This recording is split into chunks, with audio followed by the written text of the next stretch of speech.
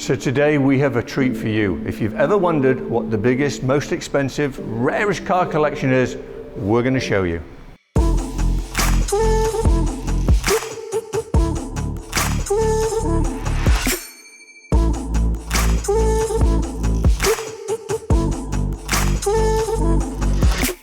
So we are at the Petersen Museum and we're in a very special part. We're in the basement where they keep these incredibly rare and exotic cars, and we are proud to be able to do this today with Leslie Kendall, who is the chief historian here at Petersen, and thank you so very much for letting our cameras in here. I know people don't get to see these cars. So before we get into the actual video and show you these amazing cars, just want to let you know this video has been sponsored by NordVPN that offer an absolutely amazing service, and I'm not even going to tell you about it. Adam, you know all the stats.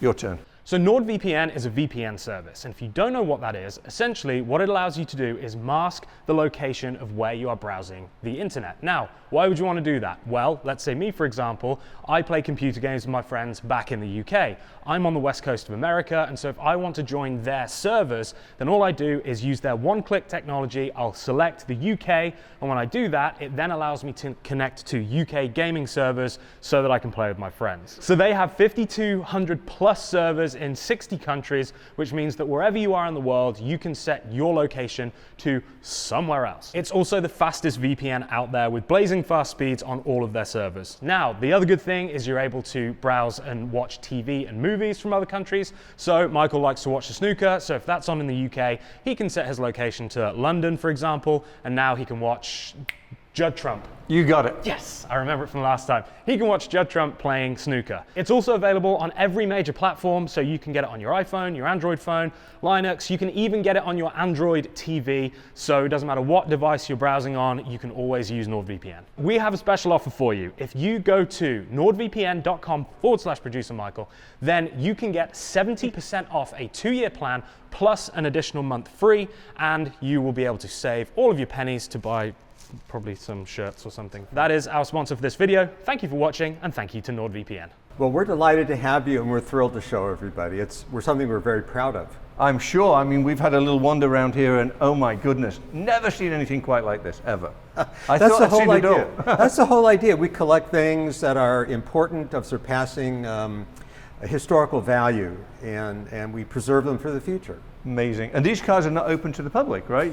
Well, these are open to the public by virtue of the fact that people can get a vault tour, a guided vault tour.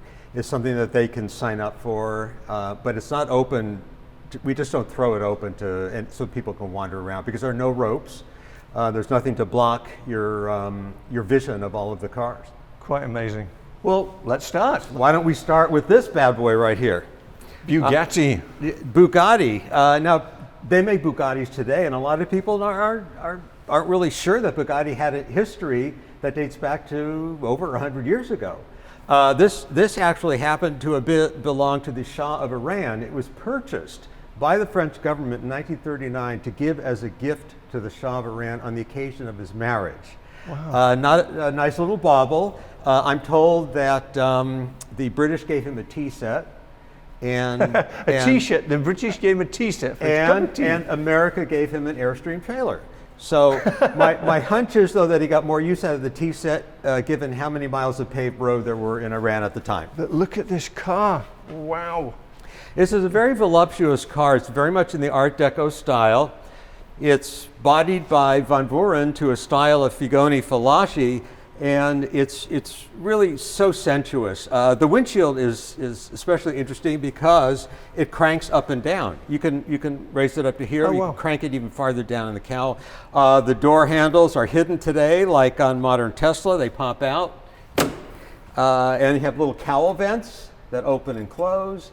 It's a straight 8, 3.3 liter double overhead cam supercharged engine. Amazing. Gorgeous piece. Isn't it lovely? Bugatti is one of many, actually, French Art Deco cars that we have in our collection. Supremely important today because they really predicted the style of the automobile and the way aerodynamics was heading at the time. Right next to the Bugatti happens to be a 1938 Delahaye Type 135 MS by Figoni-Falaschi. And when we say by Figoni-Falaschi, it's like saying my dress is by Dior, or Oh, really? or my suit is by Bill Blass, or something like that, because it's how when you bought this Delahaye from Delahaye, you got the chassis, the frame rails, the engine, the running gear, everything that makes it go, and then you sent it to a coach builder to have whatever fantasy and metal you want placed upon That's it. amazing. That is unbelievable. Can't do that anymore. What's the name of the designer again? It's the Figoni Falaschi. De Figoni Falaschi. Right, is the coach builder, and Delahaye is the chassis. Incredible. Excuse my pronunciation on that one. Well, this Gorgeous. is a Delage. It's a straight 8, over 4 liters. Beautiful. In capacity. It's a Coupe Aerosport by Le Tourneur et Marchand. Just like Figoni Falaschi was the body on the Delahaye, the Le Tourneur et Marchand bodied this Delage. I have a question to ask you. I noticed the hole, that's for a crank, right? It's for a crank, and you'll see that most of these have those. And people really don't expect you to crank start your 1937 Delage. What it more is useful for is when you need to time it.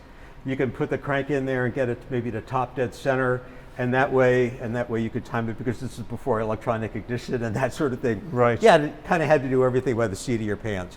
But this is very aerodynamic. It's got a dropped belt line and hardtop styling, which means that there's no B-pillar at the door opening, so you have an unobstructed outward view. Makes it much more sleeker. It doesn't break up the horizontal line as much as it would if you had that B-pillar there. Brilliant.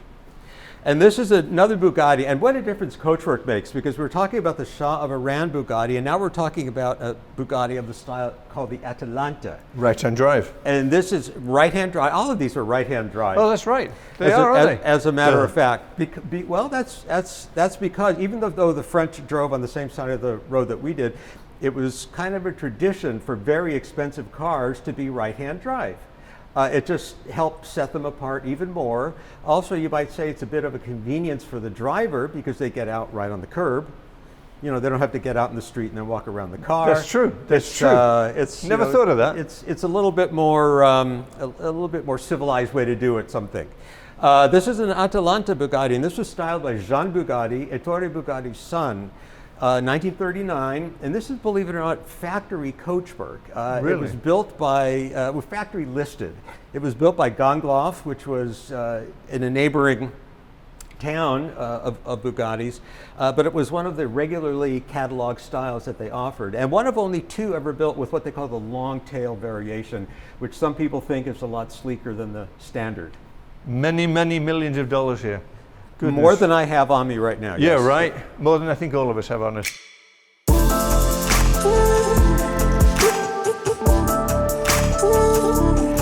Bugatti is known as a French car, but there was a time when there was an Italian Bugatti, and that was this one. It's a Bugatti EB110 that was built in the mid-90s. Seriously, see the Italian styling there. You can see the Italian styling. You can see the little hint, the little nod to Bugatti tradition with the horseshoe shape. Yes, indeed. Air inlet in the front.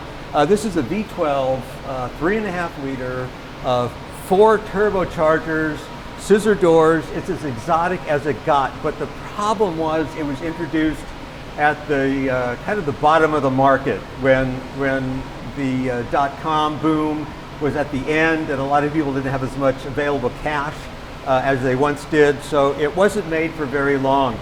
But it turns out that it's actually a very, very sophisticated car, even by modern standards, and it's coming to its own right now, and these are starting to go for a lot more money than they used to even a couple of years ago. I've seen them in the auctions. Crazy. May we open the door on it? Is it possible? Well, let's see.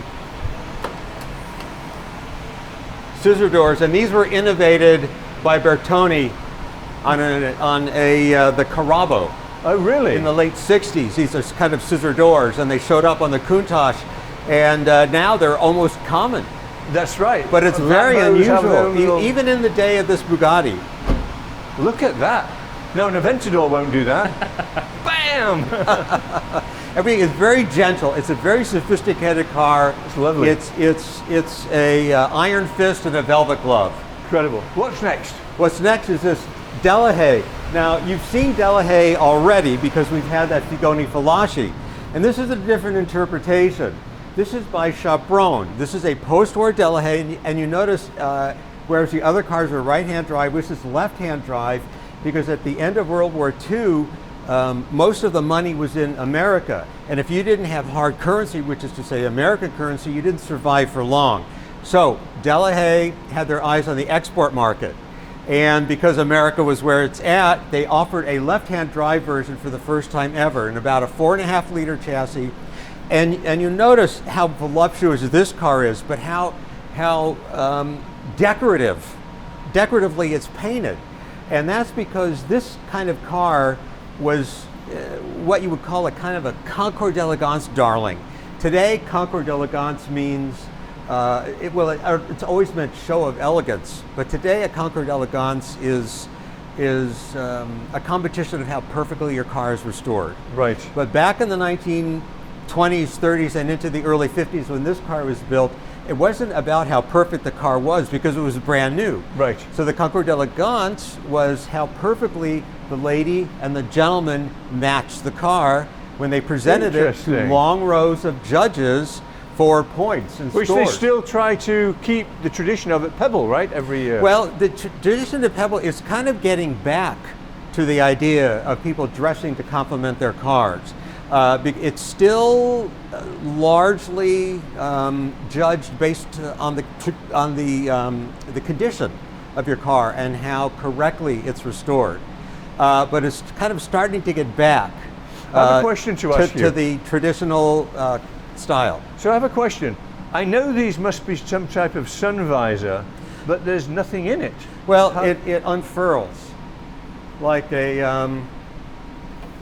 oh, look at that. It's like a blind. That, may I?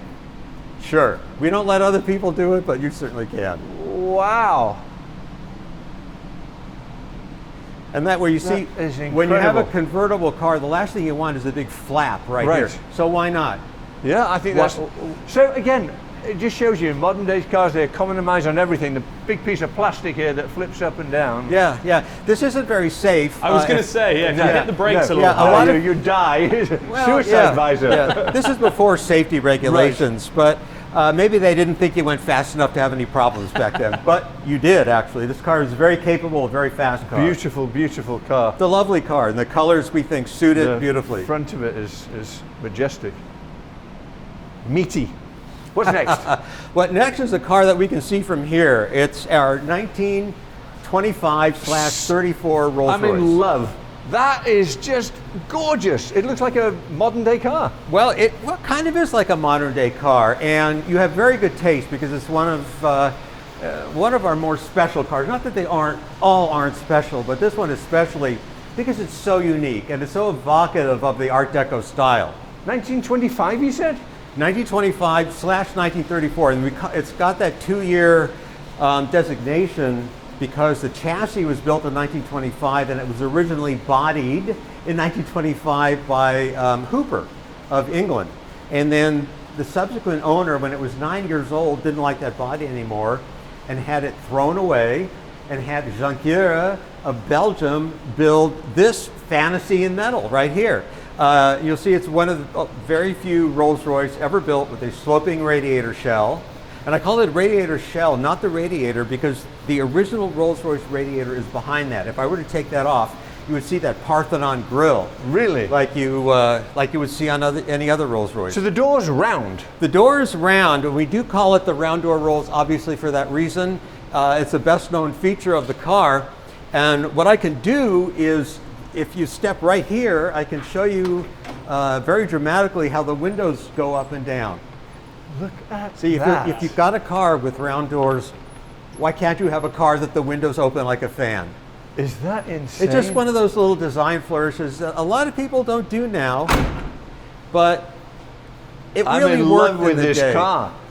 And how many other Rolls-Royce have you seen with twin sunroofs, a fastback rear aspect, like the louvers, Batmobile. and a fin in the back that's 18 inches tall? So Rolls-Royce, they have, I believe, one prototype car currently that looks something like this. Have you seen that one? No. There's a Rolls-Royce, I think maybe somebody commissioned it, that looks not like this, but has the lines. What I can tell you is that this car has inspired a lot of other Rolls-Royce. Right. Some in the more modern idiom. They're lower, they're on modern chassis maybe, but you'll see cars generally resembling this shape. How many of these exist? One. Oh. Only one was ever built. Wow. See, when you bought a Rolls-Royce prior to World War II, all you were buying from Rolls-Royce was a chassis again, like the Bugatti. It was frame rails, the engine, the running gear, everything that made it go. And then you sent it to a coach builder, and they built the body to whatever design you wanted. And this car runs?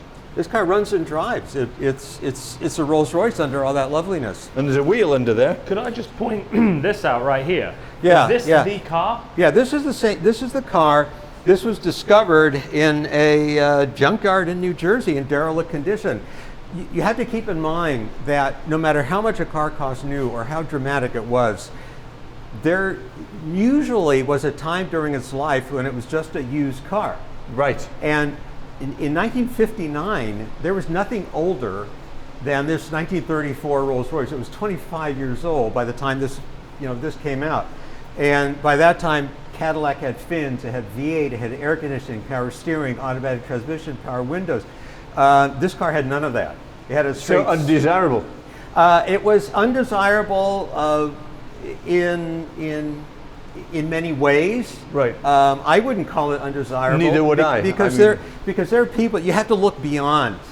You have to look at what the car represents. You just can't look at it in terms of other cars of its day, although that's what people kind of had to do, because that was the only basis of comparison that you had. I wish I found it. Wow. Well, the fellow that found it, God bless him, he was an entrepreneur and he had a lot of very interesting cars. His name was Max Obie. And what he did was paint this car gold. He put gold dust in the paint, he said, and then perpetrated rumors that it belonged to the King of England, who ended up abdicating his throne. And that was pretty sexy headlines, and it's a lot easier to sell tickets to see cars like this right. if people think that it once was royal property. But it wasn't. It was not. No, right. In fact, we don't know who ordered the body on this car. If anybody knows, we'd love to hear from them. Put it in the comments. If anybody knows, we would love to hear from them, because we don't know everything about everything. I mean, there's some cars that are kind of still keeping their secrets. Crazy. Thank you for showing us this one.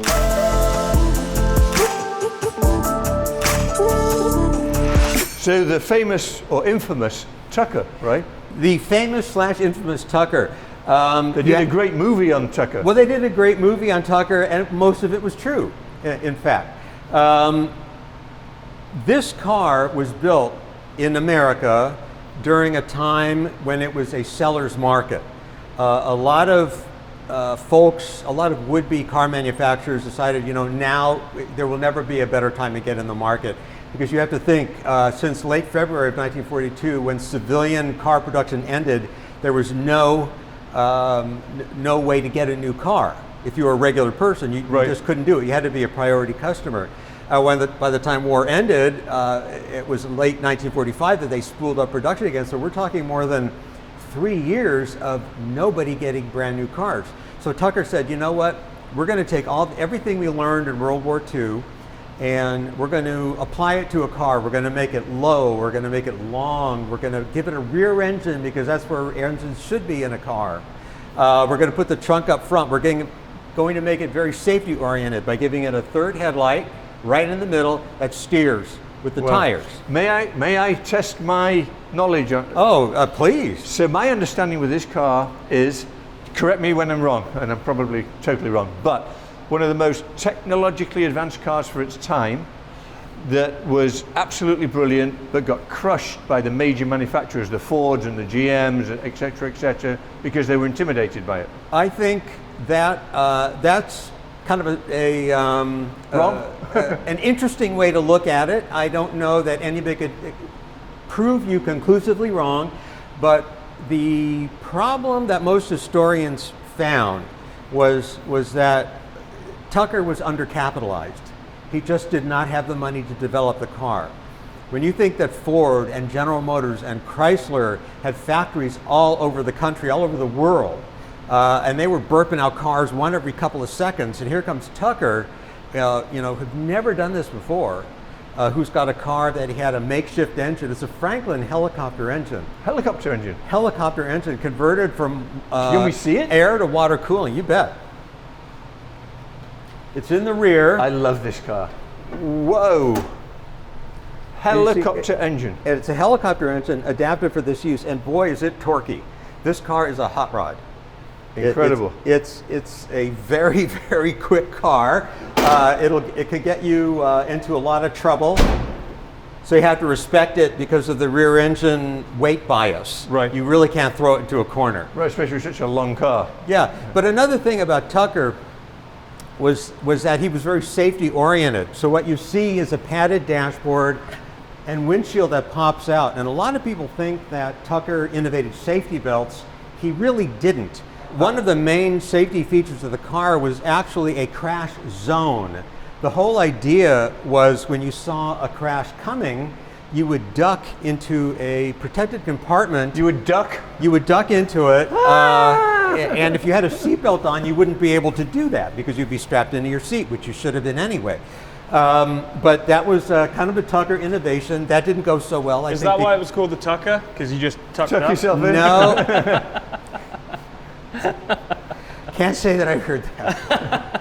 What an amazing car. Yeah, no, it really is extraordinary. 51 were built. One prototype in 1947 called the Tin Goose, then 50 pilot production cars in 1948, and then he ran out of money. He got tired of fighting the feds. He said, you know what, this is too much for me. Just can't do it. But again, there was a time when these were used cars. You could buy them on the used car market, but they were never really not valuable because I think people understood that this was Special. kind of a brave attempt in the face of tradition. Amazing. Amazing. Well, the very counterpoint to that is a Cadillac. This is a car. This is a Cadillac? This is a Cadillac, one of two I love built it. like it. Again, just like the Delahaye and the Delage and the Bugatti that you could send to the coach builder and have bodied in any way you want. In 1953, it was still possible to buy from Cadillac just the chassis, just the frame and the running gear, and then send it to a coach builder. In this case, this car went to Ghia. Actually, two of these were made. As in Carmen Ghia? As in Carmen Ghia. Ghia designed that particular Volkswagen. Carmen in Germany built it. So the Carmen Ghia, it has that two-name designation. Is Ghia also German? I'm sorry? Ghia? Ghia is Italian. Italian. Ghia, Italian. Pininfarina's Italian. Bertoni's Italian. Vignale's Italian. After World War II, the Italians were where it was at. They were the ones that had all the good ideas. They were the ones that kind of arrived at the ultimate look for a car that was rational for the era, something that wasn't too overblown, something that was concise and had an economy of line. This car, you'll notice, it really doesn't have fins. It's a 1953 Cadillac. Stunning. But it makes do without them because it doesn't really need the fins to give the car any more visual interest than it already has. What Ghia has done is they've sculpted it in such a way that just about any decoration would be superfluous. But it's still a Cadillac underneath this all. And what this gives the buyer, or what this gave the buyer, is American reliability, American underpinnings with a sexy Italian body. And a lot of people tried to get that combination and never really could do it. Absolutely beautiful. The inside of it is absolutely beautiful. And what's extraordinary about this car, it's one of two built. Through research, we discovered that the other one was on the January 1955 Road and Track cover, Wow. painted blue and white. This one, we believe it was painted white when it was new, but we just found out that after we painted it. But we think the color suits it. And really, as long as you paint a car a color that's correct for the era, I think people will appreciate it in its own terms. Absolutely stunning. Gorgeous. Well, thank you so much. This has been educational, wonderful to see. It's like looking at Picassos and Rembrandts. And It kind of is, the automotive equivalent of any modern master. Absolutely brilliant. Well, thank you again. My pleasure. And I think we're going to go and look at some more cars upstairs. I think so.